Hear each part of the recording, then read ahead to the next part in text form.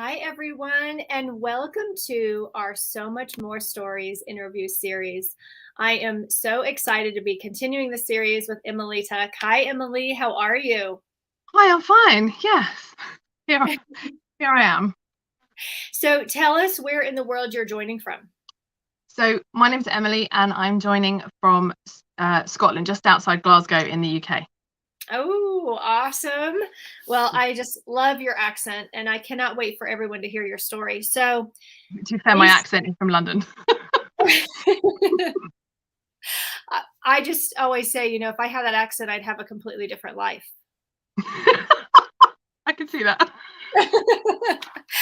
So part of why we're doing this is because I am such a lover of sacred storytelling, and this is something that I don't want to see disappear from our societies. We used to gather around the fire and the dinner table, and it seems like that is slowly going. And so I know that this is how wisdom is passed on and how we access really what is ours to share, and those stories that will outlive us, which is incredibly powerful.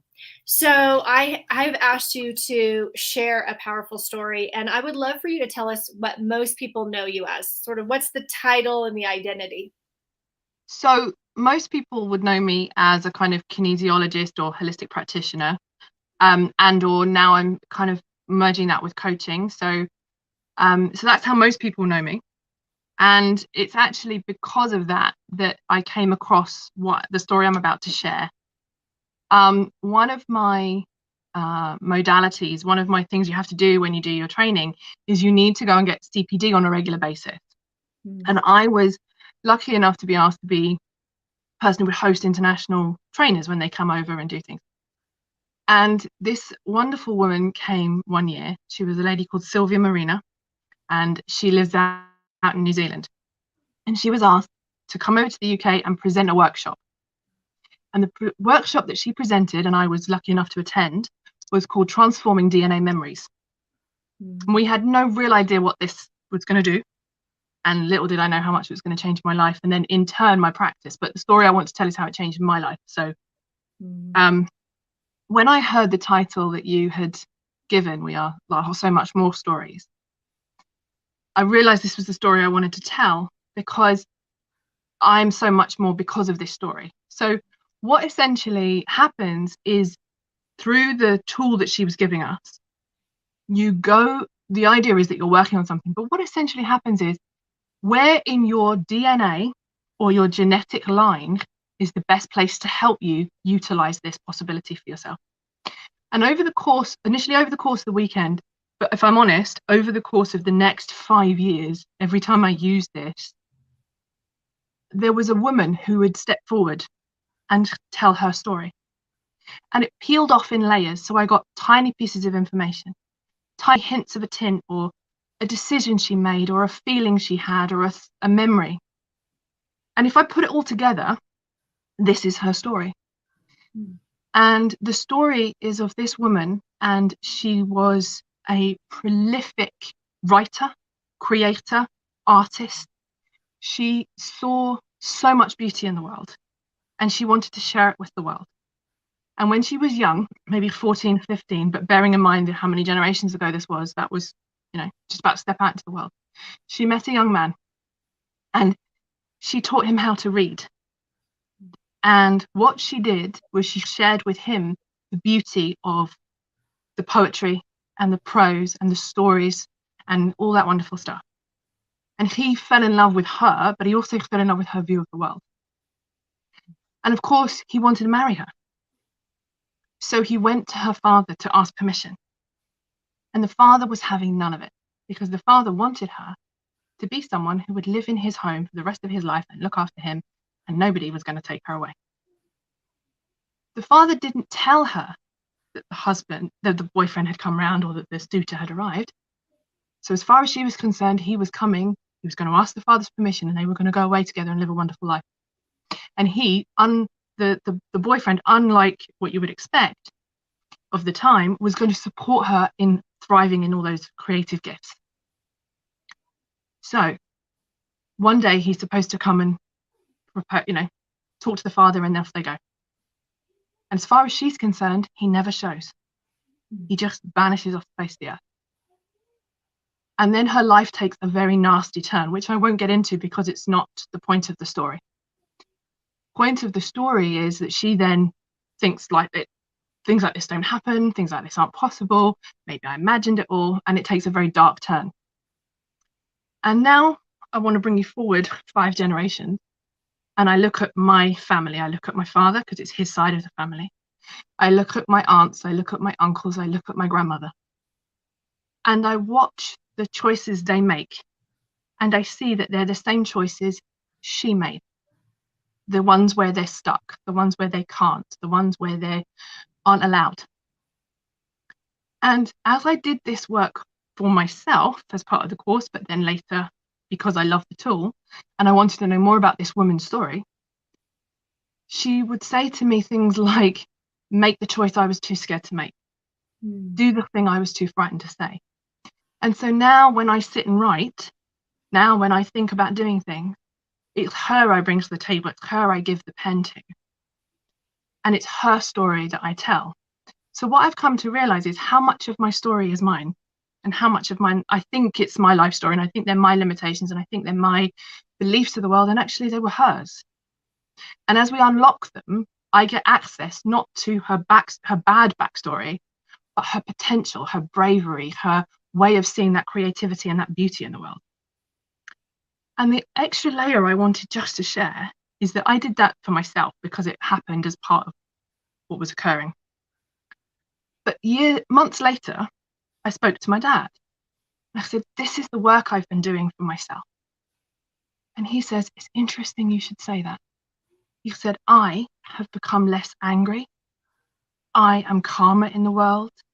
I want to take up art. He used to paint as a child and then never did again.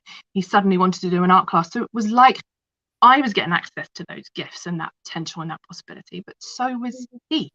And then I did some work with her around authenticity and finding my voice and speaking my truth. And again, he came back to me and he said, you know what? I was doing something and I found that I was trying not to say what I wanted to, or if your mum would interrupt me at the dinner table, I would say, no, it's fine. And actually it's not fine. And I found my voice and I was saying to her, actually, it's not okay, Isabel, please don't do that. Or being honest when people upset me. And I was watching my father become who he was meant to be without these limitations. And that was never part of what I thought I was doing. But just to watch that unraveling. So when you said, this is about your so much more stories, I was like, yeah, we are so much more than what we think, but look at who else's stories. So the so much more stories wasn't so much more than my business, but so much more these people's stories. And it was like, that's the story I have to share, is her story. And I'm writing the story as if it's from her perspective. And one day that story will be published because it has to be told. And I've been lucky enough to take a spot in your Sacred Redesign book. And that's the story I'm going to tell, is that there is a deep redesigning. And it was just such a beautiful opportunity. So yeah, this was the story that I wanted to tell, was her story of taking that possibility and taking that taking on the world and taking on that creativity and unlocking it for so many layers. So yeah, that's her story. Wow. I love that you share the story. That was a powerful story I wanted to tell. It's so powerful, Emily. It needed to be told. So I now use that tool for myself. I use it for my clients, because what stories would they tell if their ancestors could tell their stories? And and you talk about those stories that live beyond us. This woman is literally whispering her story through time. It's literally beyond her, and now she's telling her story. So yeah, that was my story that I wanted to tell. And now I also cannot wait to see how this comes about in Sacred Redesign, and also hearing the stories that come about as a result of you using this tool with others. It's powerful stuff. I've watched it in other people that I've used it with, and watched the ripples, watched their parents give up frameworks of suffering, watched their parents find their voice, watched their, if their grandparents are still alive, you know. And what I'd be fascinated to see is what happens, you know, you've also neutralized it before you've had children. So your children don't carry it either because it's already gone before you get them. So, you know, you've changed that legacy across the board. Incredible. Such a powerful. So Emily, I want to dedicate. You asked me earlier, who did I want to dedicate it to? I'd like to dedicate it in part to my dad because it's our story. And I also want to dedicate it to Sylvia because had she never turned up and gone, here's this thing I made, we would never know that story. I would never know that story. So I'd like to dedicate it to them. Beautiful. And tell me where else you would like to share this story and the wisdom that is within you. Where else would I like to share it? Where wouldn't I like to share it? I think it needs to be told, not specifically my story, although why not, but more the power that this has in our ability to tell those stories for ourselves, for our families, for our generation, for the generations before us and in front of us. So I think it needs to be told in as many places as I can get my hands on. So in terms of, do people want to talk about it on a podcast episode? Do people want to talk about it in a talk or a TED talk or a, you know, conference or something like that, or even arrange for somebody to do the training so that they can learn it themselves?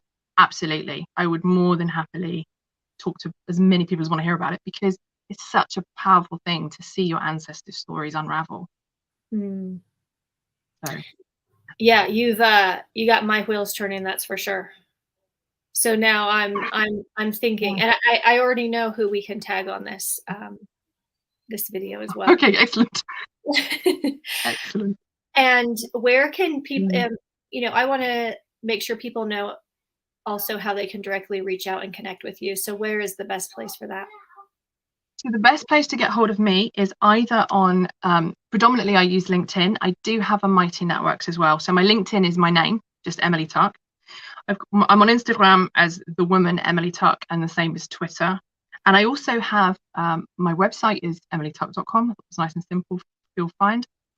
And I also recently did, thanks to finding my voice, I have a podcast that comes out on a regular basis called Lilith Speaks, which is available on, you know, Audible, Amazon, Spotify, places like that. So any of those places, come find me and see what we can do for you, see what we can unlock, see what stories you have to tell. Yes, absolutely. I appreciate you joining us, for sharing this story, for doing the work that leads to the story. Yeah. And for offering it to others. And oh my goodness, this is going to be great. As you said, your story is going to come out in Sacred Redesign that's launching in April. And also, as you're sitting here listening, if you would like to share your story in our next book, which is The Younger Self Letters and a USA Today bestseller, I put a link in the description. We would love to have you apply.